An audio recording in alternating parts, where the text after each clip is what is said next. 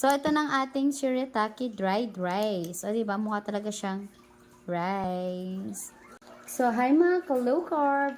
So, ayan, after ko magluto, meron ako dito shirataki rice, dried rice. Ito yung ipapartner ko na 100 grams lang to. Hindi ako bumibili ng mga maramihan kasi hindi naman ako parati nag-rice, nag-shirataki rice. 100 grams to and 4 servings na siya. So, sa 4 servings, meron siyang tigto 25 grams. Gagamitin ko lang dito is 25 grams since 4 servings nga siya. So, sa 25 grams, ang net carbs niya is nasa 5.4. Then, yung calories naman niya is 28.9. So, kung mauubos mo itong isang kainan ng 100 grams, basically, ang makukonsume mo na net carbs is nasa 20.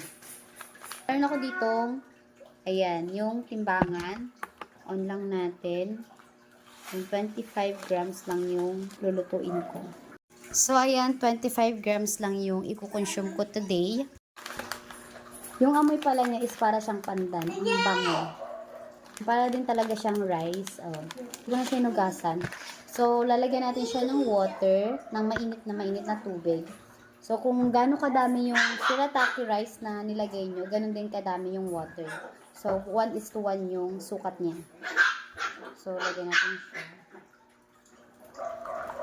Ang ating shirataki dried rice, mix lang natin para even yung pagkakaluto sa mainit na water. Then, tatakpan lang natin yan. So, ayan, natakpan ko na yung dried shirataki natin.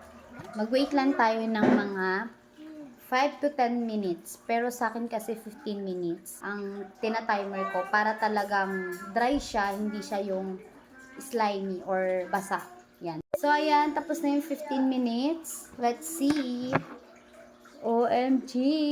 So, ito ng ating shirataki dried rice. O, diba? Mukha talaga siyang rice. So, ayan. Hindi mo kailangan lutuin ng bongga yan. Mainit na tubig lang. For the go na siya. Diba? Ang dami na niya. 25 grams. Ayan, lalagay ko siya dito. Ayan.